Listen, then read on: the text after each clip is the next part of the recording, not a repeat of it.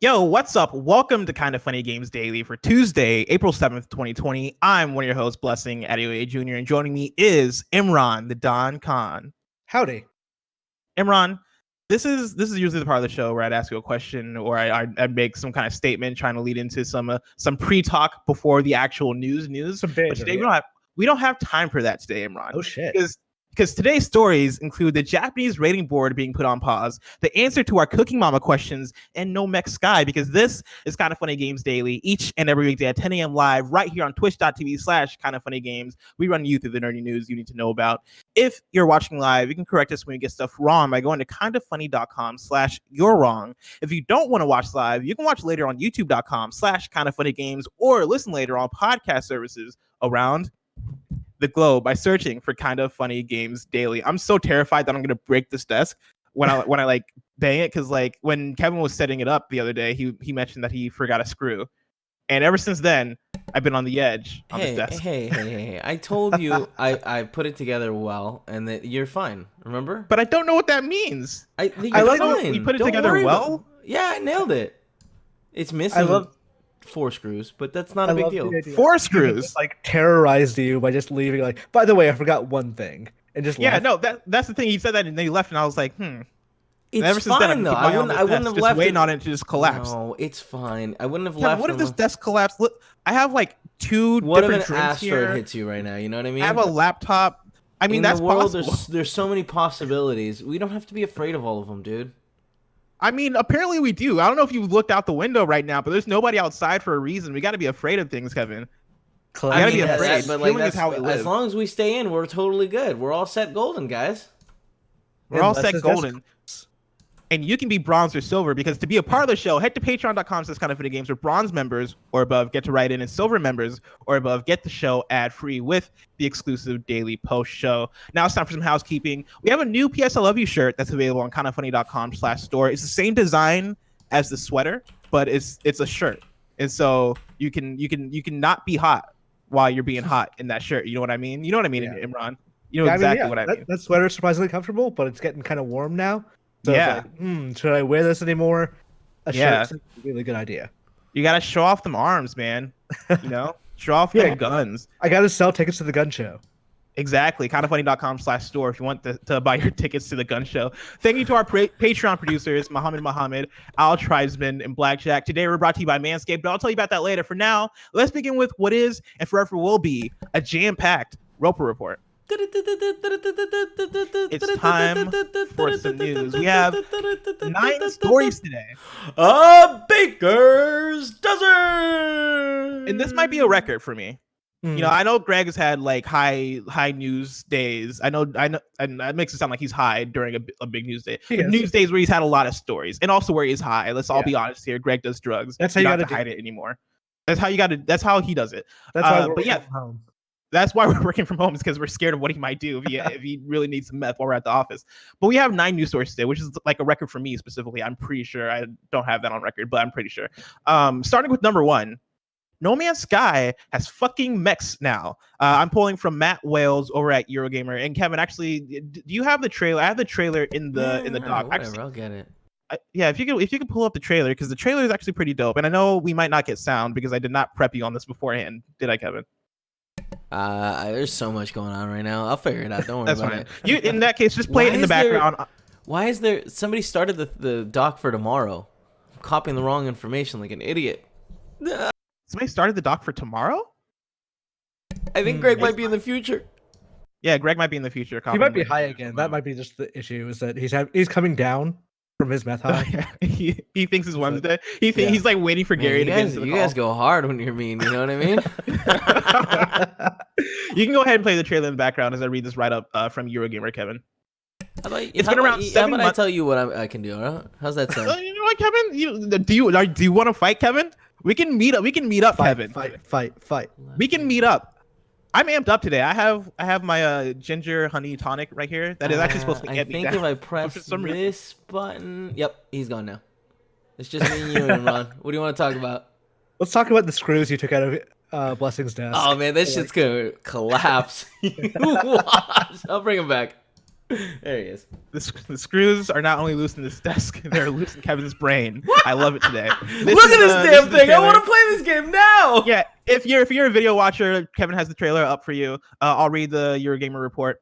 It's been around 7 months since No Man's Sky launched its game-changing Beyond update. Yet, Hello Games' ever-expanding space sim still shows no sign of slowing. Since then, it's swelled with weird space landmarks and weekend community events, living ships and dashboard bobbleheads, even a music creation tool, and now exomechs. No Man's Sky Exomech update arrives today, April 7th, and ushers in the new Minotaur Exocraft.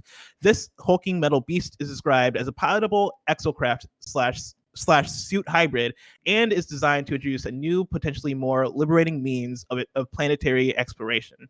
Once suitably ensconced in the cheerily chunky Minotaur, travelers can explore terra firma with a satisfyingly hefty stomp, completely immune to all hostile environmental effects, including radioactivity and extreme temperatures. Its standout feature, though, is its jetpacks, enabling players to leap and drift majestically through the air, scanning the vast expanse of Earth below from the comfort of its cozy cockpit if they so choose, before slamming back down with an elegant plop.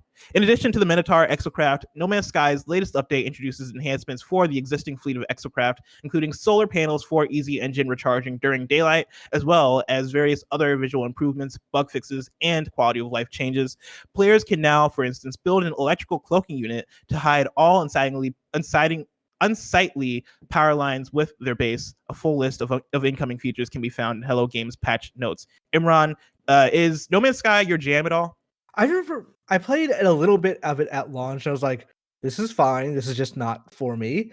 The stuff they've added in the last 2 years. Has it been 2 years? How long has it been? It's been like, I mean, since the Beyond or Next update, or since the game launched? I want to say it's been like 4 years. Man, it was at least before 2016, or it's 2016 or before. Let me look it up. Yeah, but I played the game. I thought it was fine. I didn't think it was worth the anger necessarily. I kind of got it a little bit. The multiplayer stuff, especially, was a little weird for them to say. It was a little bit shady. Yeah, it came out in 2016, by the way. Oh, that is a lot. Okay, yeah. Yeah. But since then, the improvements they've made have always made me be like, maybe this is the time I get back into No Man's Sky. Maybe this is, watching this trailer was the time I was like, yeah, this does look like I want to pilot a mech. I want to pilot a mech in first person and just explore planets. That sounds fun. It reminded me of Xenoblade, the cool parts of Xenoblade X. Yeah. No Man's Sky seems to be the game that keeps on giving. I was reading comments in the YouTube video for this trailer, and there were comments being like, "Oh yeah, like Sean Murray, you can stop now. We get it. You're good. You're good. You're good." Like the redemption story for this game has been incredible. But yeah, even seeing this trailer where I've tried No Man's Sky after, I want to say it was the next update, which was supposed to be the update that kind of brought things back and made good on a lot of the different elements that were kind of missing in the beginning. Like I can't remember if it was the next update that added multiplayer or not. Kindafunny.com/you're wrong, but it was one of the big updates where I was like, okay, I'm gonna jump into this thing. I'm gonna see what it's about, and it still isn't for me. But the more and more I see them update this game, the more and more I'm like, man, maybe the game could be for me now, right? Like maybe maybe multiplayer wasn't the only thing. Maybe like the VR mode, for example, looks awesome to me. Like the idea that you're getting to pilot a ship and like navigate like the like all the levers and pulleys that have going on there in order to make your ship fly and stuff. And then also, yeah, like these mechs, like everything I've seen coming out of No Man's Sky with all of their major updates seem really cool, really awesome. And even if they end up not being for me, the fact that they're able to cater to their audience in such a specific way, like what the article states, that the mech is able to help to protect you from environmental like issues, right? Like the like poison, and there's stuff where when I played it, I was like, I don't like a being on a poison planet. It seemed like not fun to actually play outside of a mech, but I'd be down to play it with a mech. How are they making money out of this game now? Is it just game sales, every new update? That's a very good question. I can understand Ubisoft spending several months trying to fix, or not several, a long time trying to fix a multiplayer game because they keep selling season passes and DLC and stuff like that. This game, I don't think they do deals. Like Beyond update was paid, right? I think that was free. I think all the major updates have been free. So they were just like getting sales off this stuff, which is I imagine. an interesting like Kindoffunny.com/. You're wrong if you're in No Man's Sky and you can tell us whether or not there's like paid DLC or how they might be making money post launch. Because yeah, like as far as I've seen, all the major updates. I know when I jumped in with Next, that was free. I believe Beyond was also free, and I believe this is also free. And it seems that like they aren't really charging people for much. There might be cosmetic stuff maybe, but I've not really seen evidence of that. And so even with that being the case, that is impressive. And yeah, compared to Ubisoft, where you look at Ubisoft and you understand why they're going hard with For Honor, because they can still sell packs post launch. You understand why they're able to bring and commit to Rainbow Six Siege and not just like leave it at launch, because they saw a future in it, and that future does involve them making more money on it. With No Man's Sky, I'm curious on if the plan with No Man's Sky was like, hey, we're gonna redeem ourselves and we're gonna go above and no pun intended, above and beyond in terms of getting back that goodwill. Because there was a point in time where I don't think Sean Murray could have showed up at an E3 conference. I don't think Hello Games' name could have like been on like an E3 like screen. Like there was a time where like if you saw that at say Microsoft's conference, it'd be like, oh, well, we saw what happened to No Man's Sky. That name was mud for a very long time. But now it's like, what was it? Was it the Nintendo Indie show a couple of weeks ago that was like they had Sean Murray there and he was introducing a new game, and a couple of years ago that would not have been a thing. Yeah, I think that I forget the name of that game, but it was the one that I think debuted at Game Awards. That was like their like indie journey looking game, right? But like seems to be more of like a smaller kind of thing, smaller than No Man's Sky kind of game. And now they've made it's a real Cinderella story, honestly. Like Sean Murray was once ducking the internet, and now when they shows up, people celebrate, which is crazy. Not a thing you see in the video game industry all that often. Once someone's done, they're usually done. Yeah, no, it's truly an insane story. I'm opening up kindoffunny.com/you're to see if let's see. Borzen00 says No Man's Sky has no paid DLC. Nano Biologist also says the newest Hello Games game is The Last Campfire. And yeah, like it seems like there's no paid DLC for No Man's Sky, which is crazy. Yeah, they're just making money off like game sales now, which is that is a thing the industry just doesn't do, and I'm shocked that they're able to do that. Yeah, good on them. Yeah. Number 2, Japanese rating board stops assigning ratings. I'm pulling this from Brendan Sinclair at gamesindustry.biz. With Japanese Prime Minister Shinzo Abe today declaring a month-long state of emergency in various parts of the country, the computer entertainment rating organization Zero today announced a temporary halt to the ratings process. The state of emergency includes requests for people to stay at home and non-essential businesses to close in Tokyo, where Zero's offices are located, and 6 other prefectures. Quote, since reviewers visit our office to conduct review, it is not possible for our staff and reviewer to work from home, the group said. For this reason, all operations, including those under review, will be suspended from today until May 6th. Additionally, the organization will not accept submissions of new games for the ratings process until the state of emergency has lifted. Imran, this is pretty big news because we've talked a lot on this show about games getting delayed and what can cause games and possibly like consoles to get delayed. And a thing that hasn't really come up is rating, right? Like if the Zero, which is basically the ESRB in Japan, if they're closed, if they're not accepting new games to get rated, games like that then delays games because games have to be rated in order to come out. Right. And so they're closed until May 6th, which is a month, which is pretty insane. Yeah, it's nuts. And like one of the reasons it matters so much is that Japan never really had a work from home culture. So they weren't prepared for a lot of stuff like this. And now like things that could easily be done remotely are not being done, are just basically shutting down because there was no preparation for the idea that you can't mass gather anymore. So the ripples of stuff like this are going to like the biggest concerns are when stuff we take completely for granted just falls apart. And it's like the screws in your desk. You have no idea if it's just going to collapse everything out of. That's not Exactly. That's not the case. Exactly. Everything's totally fine. He is 100%. I would very comfortably sleep on that desk. That's all I'm saying. You would not comfortably sleep on this desk. Well, I mean, okay, sure. I'd be uncomfortable because it's small. Well, you would not sleep on this but desk. I would be mentally very if I relaxed. sat down on this desk, I bet it would Listen, not. sit down on the be desk, able you to- goddamn coward. Sit on the desk. No, Go on. I'm not sit sitting on the this desk. See what happens. Because I if it goes guarantee down, you. then that clip will go viral, Kevin. And I Listen, can't have that. just sit on the After the desk. show, I'll sit on it. Oh, After you're the show. such a coward. The post I show am a will be Buster coward. sitting on his desk. The Nano Biologist writes in and says, "Hi, Bless and Imran. The Japanese rating board has announced that they will not be reviewing games for a while, and this is causing major ripples. So it got me thinking, what exactly is involved with reviewing a game to give it a rating? Have either of you done research on this? And if so, could you enlighten us? What is involved with that process? I'm curious because if the ESRB also gets shut down for a while, then how bad will this back up future big game releases in the US? Best, the Nano Biologist." ESRB is currently, I believe, working remotely. The way they do it is that they have publishers send a video, and a panel of people looks at it and then determines whether or not that's like what the rating for that would be within certain guidelines. And usually it's checked over, but it doesn't have to be done. There's no discussion between people.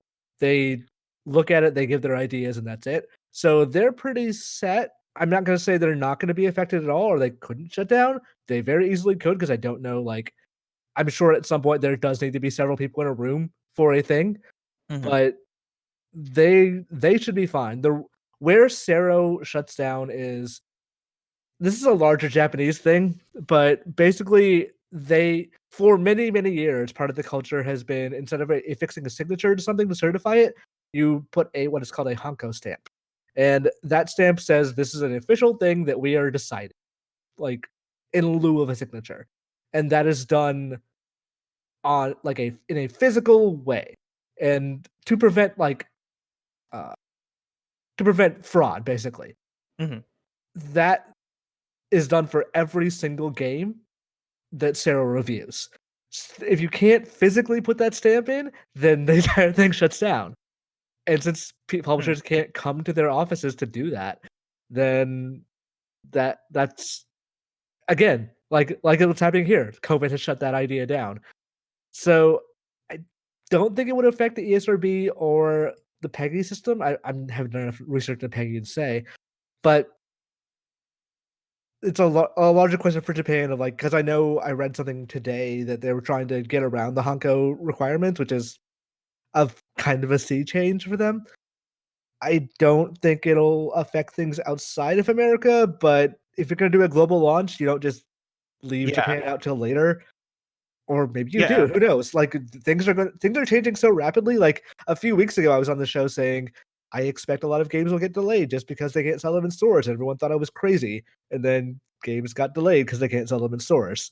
I think smaller things like this and bug testing and stuff like that are going to probably put off major games for a decent couple of months at least. Yeah, that's my go-to when I read the story, when I read this question was, what happens to Japanese games that are imminent for release, that are having international releases also? Like, does a Japanese game then get delayed worldwide, or do you release it in other territories and then come back to Japan later because you weren't able to get it rated in Japan? And I can't think of any major upcoming game. I guess Phantasy Star Online is already out in Japan forever. I'm trying to think of a Japanese game that might be imminent, but none are coming to mind. But what happens when that situation does come up? And also what happens when, you want to release a Western game worldwide and you're cut off from that Japanese audience because you're not able to get rated. I imagine you then just delay in Japan, but also, is it worth it? Those are the conversations that are going to be happening because of this. This is going to have effects on games that are about to come out and are going to be coming out in the foreseeable next few months. I mean, I talked to some people at Sony and Microsoft recently, and they suggested to me that CERT has been shut down. So that, or not shut down necessarily, but it's been vastly limited. So if a game needs to come in for a CERT and can't be certified, then that gets delayed too. even if one of these, like, let's say Sero comes back tomorrow and they fix the Honko stamp thing and work from home, that doesn't necessarily mean everything's going to be fine. It just means that one cog is spinning again. The rest of the cogs are still not moving yet. And that's still a larger problem. Yeah, and this is a conversation we've been having over the last few months. I was gonna say few weeks, but really it's been the entire year at this point about like what are the ripple effects of everybody work from home? What are the ripple effects of the state of the world right now? How does everything affect each other? And we've been talking about games being delayed for the last few weeks, if not like last few months. Yeah. And this is just the continuation of that conversation. This is just another example of a cog in the machine that, yeah, once it stops, then what does that mean? And Tim was the one who brought this up last week after Last of Us and Iron Man VR got delayed. Like, are we looking at a 2020 where Final Fantasy VII Remake is the last big game to come out, like the last like AAA title? And it's a possibility. Yeah. Yeah. I mean, and that's crazy. I think everyone right now, from what I've talked to with publishers and developers, is that they're assuming that by September things will be fine. Like that we're going to slowly start ramping back up, and like production of new consoles will probably start in the summer and things like that. And like they're still going to roll things out as they see fit. But they're assuming that by the time we get to Cyberpunk 2077, that is going to be like the Madden of this year of, okay, yeah, now this game is out. Now games can start coming out again. I think that's not wildly optimistic, but still really optimistic. I think that even if we do flatten the curve right now, that we're eventually going to probably get another resurgence of this in like winter.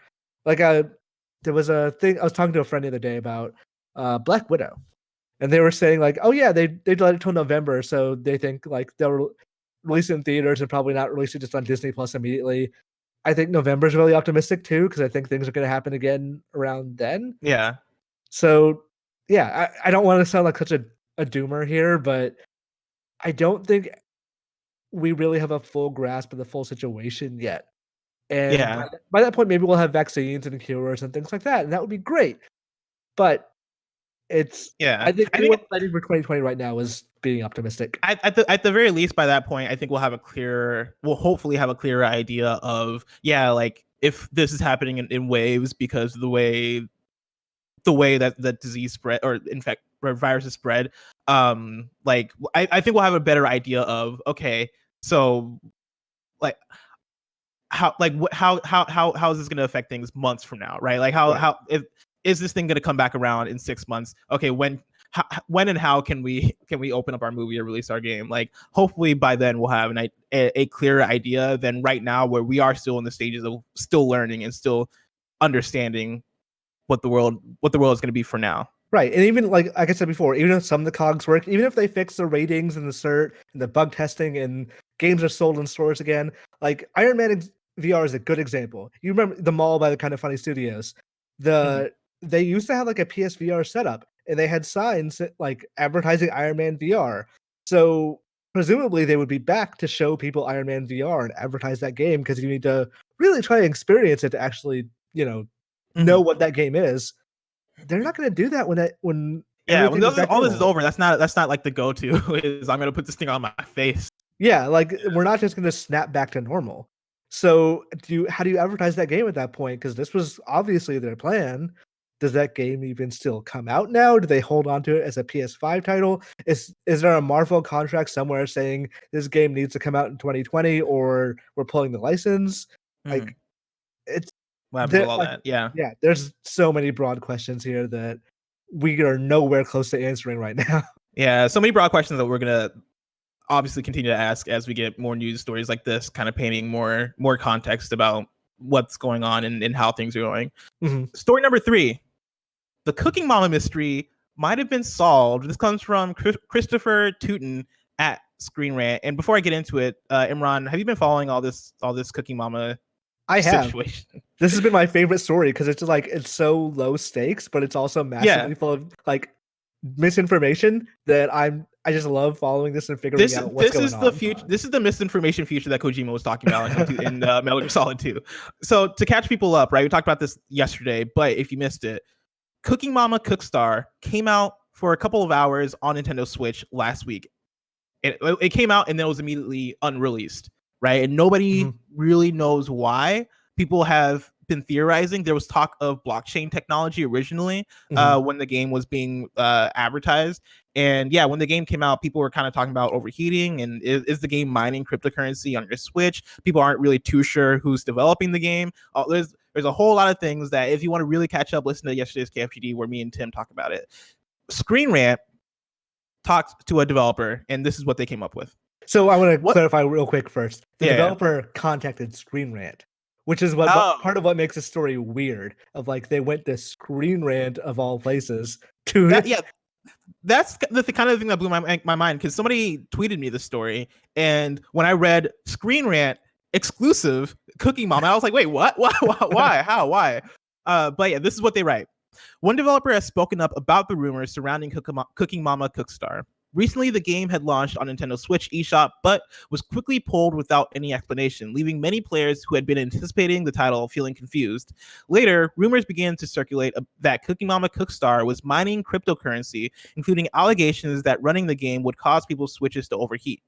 Cooking Mama Cookstar would have been the first game in the Cooking Mama franchise to appear on the Nintendo Switch, with the last 5 games in the series being released on the Nintendo DS and before that, the Nintendo Wii.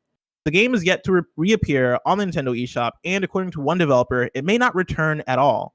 Recently, Screen Rant was contacted by a member of the Cooking Mama Cookstar development team who wanted to speak about the current controversy surrounding the game. The developer, who wishes to remain anonymous, dismissed the rumors of cryptocurrency mining.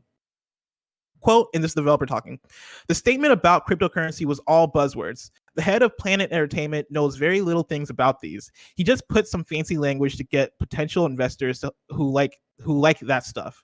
As for the crashes / overheating, that would be because the game is made in Unity by many people working on their first game. It's not the best product, but it made it through several vigorous reviews by Nintendo and Sony. There is no way crypto mining stuff could get through those tests. I doubt anyone at 1P would even be able to make such a thing, end quote. The developer also revealed the real reason Cooking Mama Cookstar was pulled from Nintendo eShop, stating, quote, there is a legal battle between the publisher, Planet Entertainment, and the IP holder, Office Create. According to the developer, this is because Planet Entertainment released the game against a request by Office Create to keep polishing the game, or perhaps even canceling it. There is clearly a lack of communication between the publisher and the development team, as our sources described this kind of behavior as pretty standard. Quote, at one point, the Japanese Office Create's client came to oversee development. An argument started, and the clients were told to go home if they weren't being constructive. Once they found out that Planet Entertainment released the game, they used their Nintendo contacts to pull it from the eShop and stop production of cartridges. Overall, everyone at 1P loves the Cooking Mama franchise and did their best to make the best product considering the interference from the higher-ups. I think the game is far from perfect, but would have done fine without the publishers stumbling so constantly, end quote. And for context, because I didn't put this together as I was reading the story, I think 1P is the developer of the game, which has been a mystery this whole time. Imran, how does this strike you? It's such a fascinating story because, like, this sort of thing happens more often than you would think of, like, weird first-time developers, publishers, like, being petty about these things. But, like, I think the story is fascinating because it's It's like person going to jail, not that interesting. Martha Stewart going to jail, very interesting. And that's this kind of game. And it's all the things they're saying track. Because I've talked to some tech people about the Cooking Mama, like the initial press release did mention blockchain, but it didn't mention it within any to what end wasn't clear. And it seems to just be what they're saying. Like, yeah, they just put in some buzzwords. They don't really know what they're talking about. The tech people say that there was no actual crypto mining because the Switch is just honestly not that capable of doing it. Trying to crypto mine from a Switch is really dumb. And it wasn't. That makes sense. And it was also not like sending out the kind of things you would need to crypto mine from a device, like online. So that was also a degree of misinformation that just didn't seem to permeate, but not actually have a whole lot of ground to hold on to. it's hilarious that the publisher was just like, yeah, no, fuck you guys. We're gonna publish this anyway. Yeah, we're gonna put this game out. And that they had to contact Nintendo to both pull against the eShop, which is not that surprising. Nintendo does that occasionally. They're like YouTube in that they will go to the right side with the right holder as much as possible. That they had to stop production of cartridges is a huge deal because that's hilarious. And that's a big deal that is not easy to do and also costs a lot of people a lot of money. Yeah. Because the way cartridge production works is Nintendo handles all of it. And to get into a queue, you have to schedule months ahead of time. And if your game sells well and you need more cartridges, it's a huge deal that a lot of developers don't really like dealing with Nintendo on, but they're the only game in town, so whatever. But if they have to stop production of cartridges, then Nintendo just moves on to the next person in the queue, and then they're gonna have to come back to it months later. So this massively changes their own thing. It changes whoever's next in the queue. It changes a bunch of scheduling issues. So again, ripple effects in a very hilarious. Yeah, I put my money on this game never coming out. Like, yeah, probably. At this point, I bet you they pissed off Office Create, the IP holder, so badly with this that they're probably just like, nope, we're taking our ball and going home. That's also like an interesting thing of like, how did they own the IP? Why is there a different publisher and developer for this game? Like, what did they do, and why did they not hold that much power over it? Yeah, it's such a weird story, and it's such a weird thing that's been entertaining to kind of read through and watch. But yeah, there are a lot of questions here as far as like why, like how, why, like especially with Cooking Mama, like how is this the game that went through all of this, right? It's like it's pretty funny. Mm-hmm. I love my favorite part of the story is just that it runs badly because the team is bad. Like that's just this is the first game they've made. They're on Unity. They just don't know, and thus it overheats the Switch. And it's such a simple explanation for a thing that people took and ran with and were like, no, I think it's mining Bitcoin because they mentioned blockchain in a blog last year. It's just funny. It's very funny, dude. I've been watching a lot of Law and Order over the last couple of weeks because like I got YouTube TV is now on PS4 and I can just set it to record every instance of one show, and it turns out they show Law and Order on TV constantly. So I've just been recording that and watching the episodes. There's a certain point during the seasons where you can tell they went from like straightforward like crime drama to let's put a twist in every single episode. This is what that is like to me, is that everyone's looking for the twist. Like, oh, Cooking Mama is mining Bitcoin. It's like, no.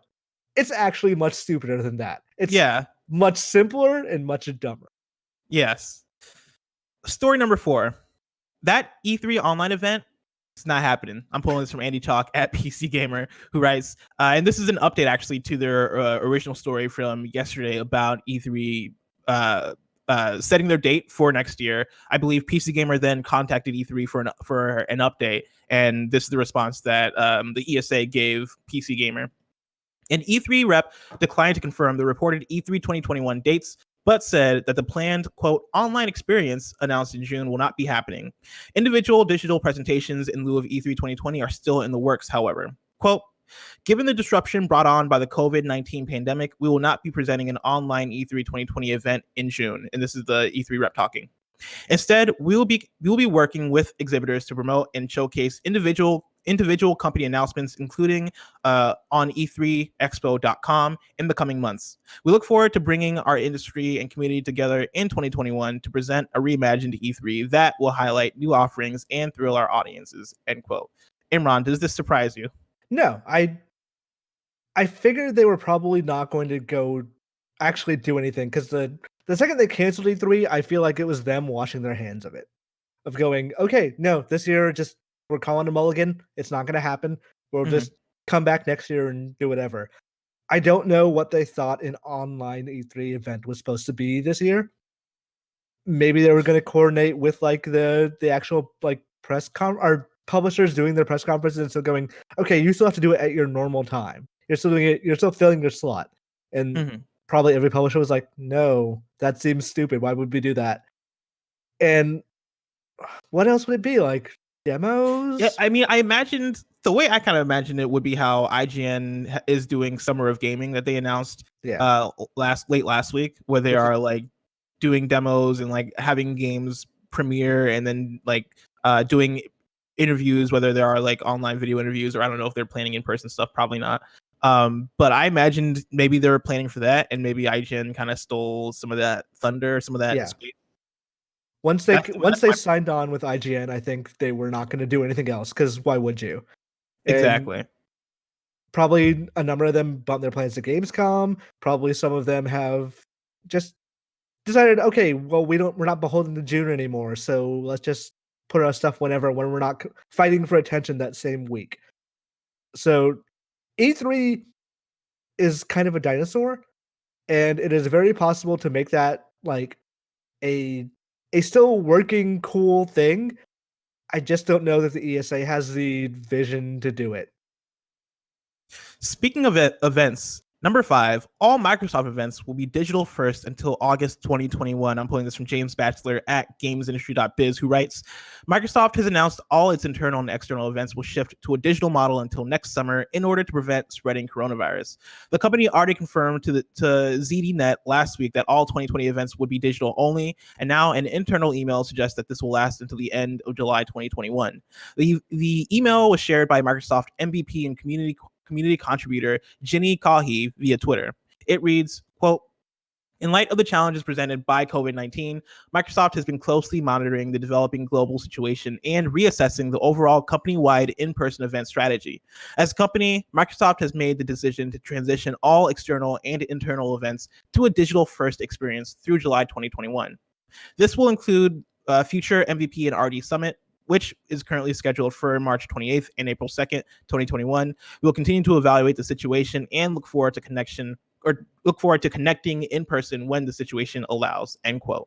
It's not clear how this will affect Xbox events, although the platform holder has already been experimenting with delivering news via its Inside Xbox broadcast, with another due to air later today. And speaking of story number 6, there's a new Inside Xbox happening today. I'm pulling this from Adam Bankhurst at IGN. We talked about this during kindafunny.com/you're wrong yesterday, but just to reiterate, this is Adam's words here from IGN. Xbox has announced it will be presenting the first Inside Xbox of 2020 tomorrow, April 7th at 2 p.m. Pacific time, with a focus on Grounded, Gears Tactics, Sea of Thieves, Xbox Game Pass, and more. Announced on Xbox Wire, this Inside Xbox will run approximately 40 minutes, and a live first look at the single-player experience in Grounded will be broadcast immediately following the show. While it is mentioned, we can quote, expect surprises from our id at Xbox team and more, end quote. It also clearly states that there will be no new details regarding Xbox Series X. And this is, I feel like this piggybacks well off of what we were talking about earlier regarding we have no idea what's going on in the future, right? Microsoft Microsoft doing digital first events until August 2021. Like that seems like overcorrection, but it's really kind of I think it's a good idea in the sense that, hey, at least now we know. Like at least now we know we can do events digitally. We know that this will be set. We know we don't have we know if we plan things this far ahead that nothing that we have going on is going to get interrupted. And so with that, like I think you can expect like stuff like the Xbox Series X like reveal event, even though I guess it's already been revealed, but like the big event to focus on that console, likely digital, along with like a lot of other things coming out of Microsoft. It's easier to pivot back to normalcy than it is to pivot or to assume that we're going to go back to normal, then have to backtrack back to digital stuff. So it's better for them to say like, okay, here's what we've got scheduled for all our meetups or not meetups, but like all our events in the next next year, and then maybe go back to a physical presence if we need to. But it's fascinating to me that this is the first time we've ever had a console launch that has worked this way, and we always rely so much on precedent and tradition that I don't know how well this is going to work, and we're gonna have to find out together. And I think Microsoft is gonna have to find out themselves, because Microsoft as a whole, as a company, is now a services company, which is good for them because they're well poised for this new age that we currently live in. But the Xbox brand it still has hardware to launch this year. do we launch that hardware without people getting hands on? Probably. Like that Yeah. seems very likely to happen at this point. What does that look like? Are they going to invite us to the San Francisco loft like one person at a time? That's actually not a bad idea to try it out. Like I want to know. I'm more interested to know what this looks like and how they deal with it than I am actually in the consoles themselves. At this point, I'm gonna buy the consoles. Like that's a given. I want to know what they think a rollout looks like in a world where you can't really roll it out the same way you have the last 7 times. Yeah, I agree. I'm curious to watch this inside Xbox too, to see if it's kind of a business as usual kind of thing, or if we see changes in that. Like, I wonder how internally working from home is kind of affected. Like, all right, how are we going to put together a video stream? Like, are we bringing down a video team, like a limited number of people for the video team to make this thing happen, or like, are we going to see Phil Spencer at home in his pajamas with a webcam pointed at him, like, hey, let me talk to you about Grounded? Like, how is that going to look? I'm curious to see, and I'm sure that's going to then reflect like future ways in which they show off the console this year. Yeah. Do you think that like everyone just does directs now? Oh yeah, I mean, actually stealing the entire like not just how State of Play kind of does the same format with the voices and then all that stuff. Like all major announcements come through this thing now. I don't know if everybody's necessarily doing it like with a similar style, because State of Play, is like very much like a direct kind of thing. I think Inside Xbox could still continue to be what Inside Xbox is, even though historically it has been like interviews and sit downs and stuff. I think it might still be that, but with maybe like they do it over Google Hangouts, or like, I mean, they do it like we're doing this right now. Because I feel even though Inside Xbox isn't my favorite stream to watch, I think they found a good place with it, where it is like, hey, this isn't a place for the biggest announcements. This is a place for the fans and the faithful of Xbox, and we're giving like a lot of inside baseball stuff around updates, around new exclusive, like Grounded, which is a game that I don't think people are super excited about, but is a game that's going to speak to a certain audience, and probably like the Xbox audience as a core. Like, we'll talk about games like that there in order to evangelize it. Like, I don't see that game playing well in a direct format, like that kind of like specific, like, hey, game, we're going to give you like the elevator pitch and the trailer and the date, and we're going to move on. I feel like when you do that for a game like Grounded, or for some of the things they say that they're talking about here in this Inside Xbox, right? Gears Tactics, Sea of Thieves, I feel like it's a lot more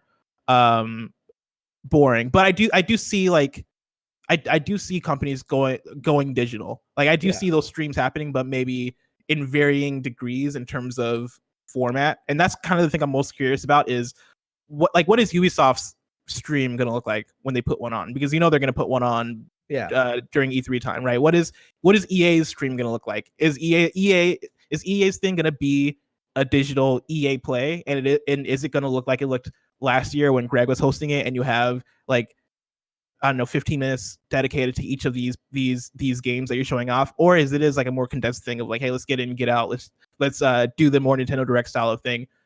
I'm curious. And I think this will, like, when we talk about E3 being a dinosaur, this is going to be the thing that is going to really turn E3 into a dinosaur, and makes me curious on what does E3 think it is next year, when everybody has a format now to do digital? It's entirely possible everyone messes it up this year and they come crawling back to E3 next year, which is like, I'm sure that's the ESA's preferred, result from all this. But I don't know. With Microsoft, the announcement of the Inside Xbox kind of caught me off guard. So I'm like, oh yeah, obviously they're going to do it, but when they announce what's going to be in it, like it's Grounded, Gears Tactics, Sea of Thieves, you got a little boring, which I think you're right. It's not there's no headliner there. And I think that's because they save that stuff for their XO events. Like, XO 20 is, and that's not going to happen. But like, their XO events is usually where I see them kind of going a bit harder with those announcements, and they like show up at Game Awards and the events throughout the year. But it's surprising to me they didn't use this as an opportunity to build the brand and say like, and also a new look at Halo Infinite, or the new trailer for Hellblade 2, or something like that. Like, these are. I will play the hell out of Gears Tactics. I know a lot of people who just love Sea of Thieves, but they're gonna wait for this thing to be over and then read Twitter or IGN or whatever for people to like condense information down for them. If they have a big headlining anticipatory thing, like I don't necessarily think the direct format is perfect, but I do think that it does a good job of making it event programming. It's definitely the most ideal version we've seen so far of that format of going digital. Yeah. Before we get into story number 7, I want to tell you about our sponsor. Of course, you can go to patreon.com/kindoffunnygames where you can get this show ad-free. And speaking of ads, this episode of Kind of Funny Games Daily is brought to you by Manscaped. Support for Kind of Funny Games Daily comes from Manscaped, who is the best in men's below-the-belt grooming. Manscaped offers precision-engineered tools for your family jewels. April is Testicular Cancer Awareness Month. Did you know one guy every hour, every day is diagnosed with testicular cancer? So this is a reminder to all men who are listening to check yourself before you wreck yourself. Manscaped, in addition to providing the right tools and solutions for safe and easy manscaping, has partnered with the Testicular Cancer Society to spread awareness for men's health and early cancer detection. Together, TCS and Manscaped are committed to raising awareness for the most common form of cancer in men age 15 to 35, and giving support for fighters, survivors, and families impacted by testicular cancer as part of their We Save Balls initiative. While you're down there cleaning up your sack, why not go ahead and give them a little investigation for lumps, changes in size, and any pain? Manscaped recommends you check yourself once a month. If you do feel any lumps or swelling, give your doctor a call. In addition to checking yourself regularly, you want to make sure your sack is looking fresh and clean with the Manscaped Perfect Package 3.0. Inside the Perfect Package, you'll find their electric trimmer called the Lawnmower 3.0, which I like to use. Let me tell you, that thing slaps. I love it. This waterproof and skin-safe technology will protect you from nicking your sack. Some of these liquid tools for your family jewels include the Crop Preserver, an anti-chafing deodorant for your balls. Your balls stink, and you need to keep them smelling nice. And the Crop Reviver, a spray-on tone. Tan your balls. Tan your balls. Let me say that again. The Crop Reviver, a spray-on ball toner and refresher. The Perfect Package 3.0 also includes. I picture like that or the bowling thing of like where you put the ball in and it polishes the ball. No, legit. Like, it's just the image that makes me laugh. Is like the idea of like going in there, just like it's like, oh yeah, I just need to like tan this up a bit and like make that happen. There's no sun. I can't go get sun out for my balls today, so we're gonna have to spray in and hope for the best.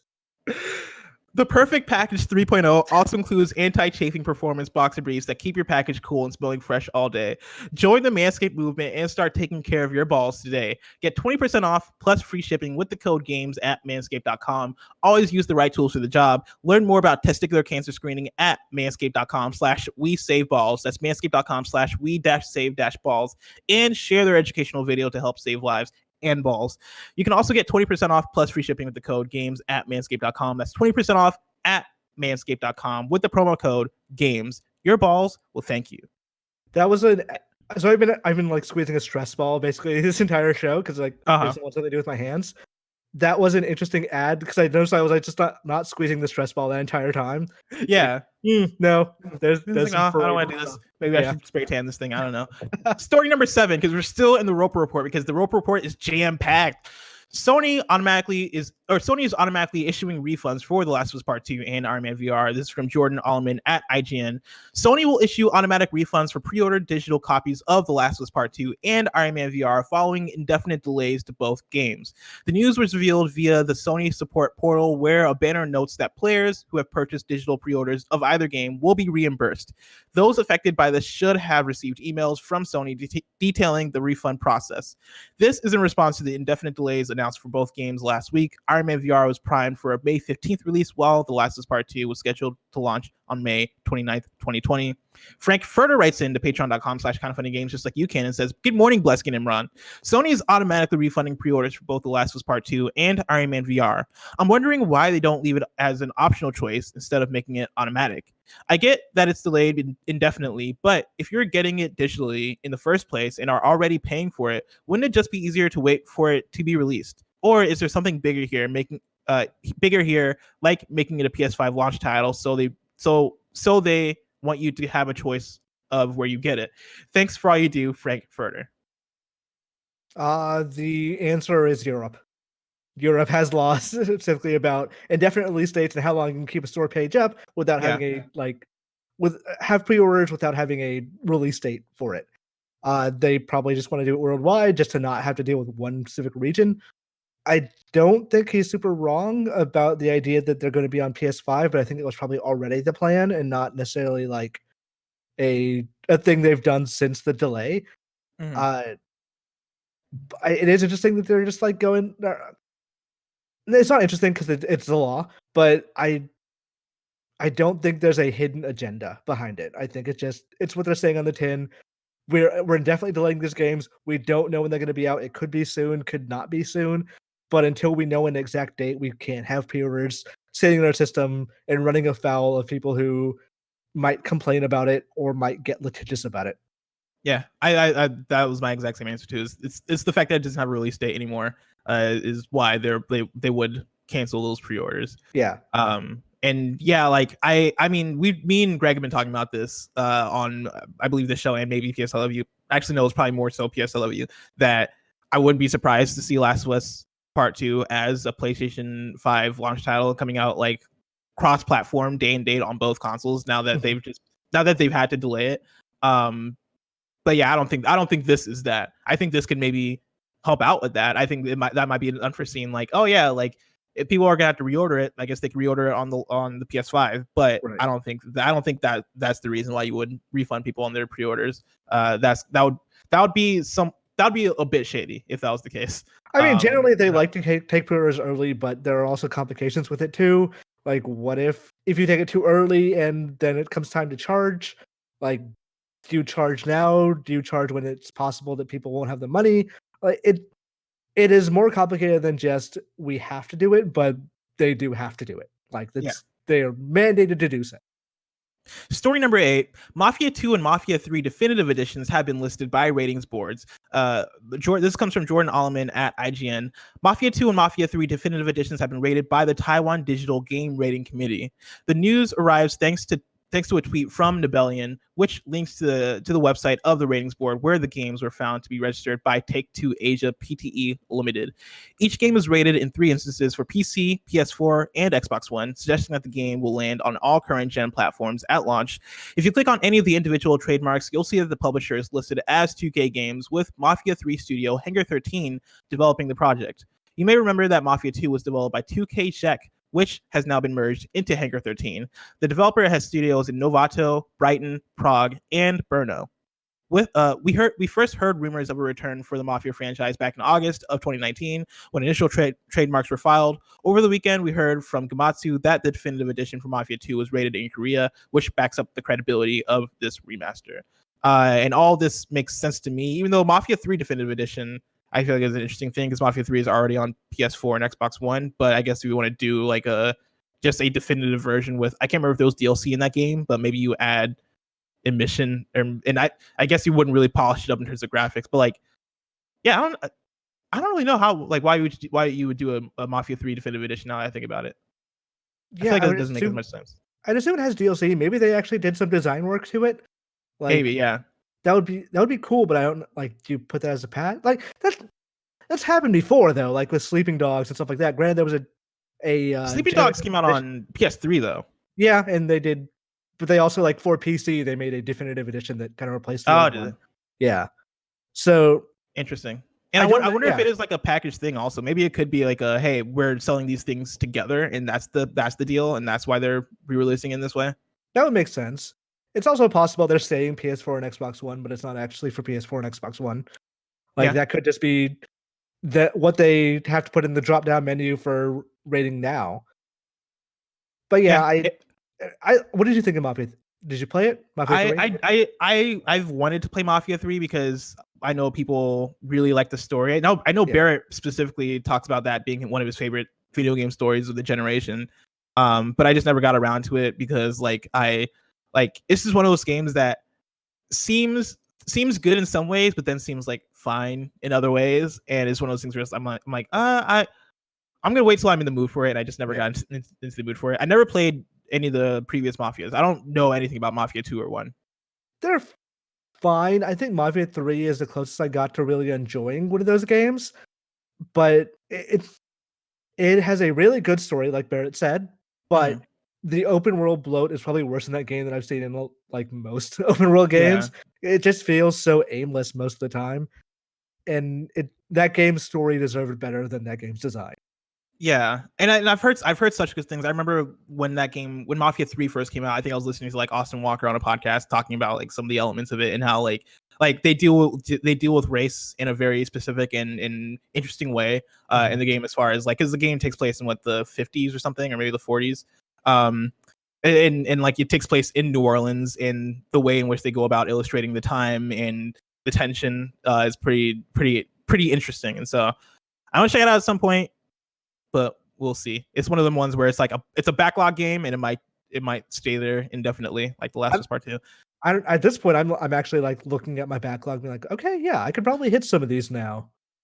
Yeah, I'm honestly in a similar place, though. Mafia 3 is definitely like towards the back of the backlog, but yeah, my backlog is getting some love lately, which is nice. Kevin, do you have something to say? Because I heard the click.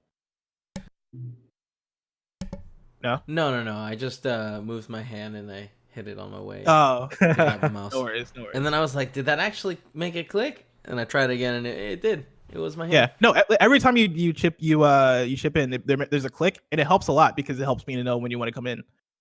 And so don't change that. I've also been trying to have KevCam pop up. Oh yeah, that helps too. Yeah, that helps a lot too. Yeah. Oh, I actually don't look at the cameras because I don't. But yeah, that was monitor space. Half the time I'm looking at the dock, and so yeah, I got 3 monitors, so plenty of space. Man, see, I'm worried about like if I look. I have another monitor here, and I don't really use it for this show because I'm worried that like if I'm here looking at the dock, I'm not looking at the camera at all. Yeah. That makes a lot of sense, guys. That makes a lot of sense. Story number 9. Chrono Trigger composer Yasunori Mitsuda will contribute music to Sabotage's upcoming RPG, Sea of Stars. This is from their press release. Sea of Stars developer Sabotage announced today that legendary composer Yasunori Mitsuda will contribute music to the upcoming turn-based RPG. Mitsuda is best known for his work on the massively popular games such as Chrono Trigger, Xenogears, and Shadow Hearts. Will develop original music for the game, joining Sea of Stars composer Eric W. Brown. And of course, Sabotage Studios did The Messenger. We showed off this game like a month or so ago on Games Daily. It was me and Tim. It's the RPG. It looks really cool. Looks like Chrono Trigger. Makes sense that they got the Chrono Trigger composer to work on this game. Imran, did you see the trailer for Sea of Stars? Do you have any? I did. It was really cool, and I was like, that feels like 7 months ago at this point, but. Yeah, I'm more excited now knowing Mitsuda is on it. It's weird they list Chrono Trigger, Xenogears, and Shadow Hearts and not Chrono Cross, which I feel like is actually his best soundtrack. But interesting. Yeah, if you're gonna go for a Chrono Trigger game, it makes absolute sense to bring in Mitsuda, who made most of the tracks for that game. There's a bunch of really cool interviews with him about how he designed a lot of that music, and most of it was like they didn't give me any direction, so they're just like make something good. So he made that soundtrack. So I think him left to his own devices he can probably outcompose most people out there. I'm very excited for this game, and we're talking about backlogs, right? The Messenger is definitely in my backlog, and it's probably the next one I'm looking at. I'm thinking about going back and playing the Messenger in anticipation for this game, since Sea of Stars apparently takes place in the same universe. And so I'm really looking forward to that. But Imran, Sea of Stars is just so far away. If I want to know what's coming out to mom and pop shops today, where would I look? The official list of upcoming software across each and every platform is listed by the Kind of Funny Games Daily Show host each and every weekday. Yeah. Out today, we got Below for PS4, Disaster Report, Summer of Memories for PS4, Switch, and PC. We should circle back around to that one because it's kind of a grim, funny thing. Disaster Report? Yes. Oh, okay. Let's circle back to it later. Grim Valor for Switch, Pattern for Mac and PC, a game called Pattern. Interesting. Sophie's Cubes for Mac and PC. Which cube are you gonna let die? Infinite. Oh, I see what you did there. Yeah. Infinite Dronin for PC. It's like a Sophie's Choice, but like a Sophie's Cube. Digital Paintball Redux for PC. Octaflight for PC. I couldn't see that was a fight or a flight. Badlands for PC. Nations at War Digital for PC, and then you can start pre-ordering those Super Mario Lego sets out on August 1st right now. And then some new days for you, a game called Zed, that's Z-H-E-D, the puzzle game in which you must select the right squares to move forward, will be released on Nintendo Switch and Steam on April 16th. What's the word with disaster report for? So that game was originally developed for PS3 and it was going to launch in 2011 in Japan. I think it was going to launch 2 weeks after the tsunami. Obviously, they could not release it at that point because it's a video game about an earthquake causing a tsunami. So it ended up killing the company that developed it, Irem, because they had an entirely finished game they just could not release. So they prepped, like, the company came back under a new form. I forget the developer's name, but they released it, or they're releasing it now for PS4 among another disaster. So that's crazy. Yeah. That's insane. So imagine being them. It's a very fascinating story. That's one of those ones where like you're like, oh man, is it us? Are we the problem? My hands. What have they done? Like it's one of those situations. Well, at least now it's actually officially out, so we don't have to worry about it circling back around in 7 years. Now it's time for kindoffunny.com/you're wrong. That's right, we're fast forwarding to You're Wrong because it's been such a long show. And it looks like we don't have much wrong. Nano Biologist writes in and says, are y'all doing a live reaction today to Inside Xbox? No, we are not. Because as history has shown us, Inside Xbox doesn't tend to be that exciting. Yeah. And so until they start doing like until they start acting like Nintendo or like Sony when I don't know, man, do like the thing where like they have like the video package and they zoom in and they zoom out and they're like, oh, now it's time for the next thing, and they transition and zoom in and they show a trailer. Yeah, until they start doing that, then I don't know what we do in Inside Xbox reacts. But thanks for the question. Let's see. Nano just says, I think you're missing that this means that there is no XO20 this year, which is Xbox's big fan event every year. Oh, I think we mentioned that there's probably not going to be an XO20 this year. I think they're probably canceling those things for the foreseeable future. Yeah, at least like the next year or two, you're probably not going to see an XO. And then lastly, Ignacio Rojas said Mafia 3 did have DLC. So thank you for that clarification there. This week's hosts for the rest of the week are going to be tomorrow is Greg and Gary Widow. That's right. Widow Wednesday. Stay tuned for that. Thursday is Greg and me. Friday is Greg and me. Of course, this has been Kind of Funny Games Daily each and every weekday at 10 a.m. live right here on twitch.tv/kindoffunnygames. We run you through the nerdy news you need to know about. We have a Patreon post show for those that are subbed at the silver level of patreon.com/kindoffunnygames. So stick around for that. Otherwise, until next time, Game Daily. And then I guess we got to do the handshake. This way. This, I think? It's like flipped for me, which is interesting. Yeah, I'm looking at the monitor on like Kevin's part and see if that works. That's why I was like doing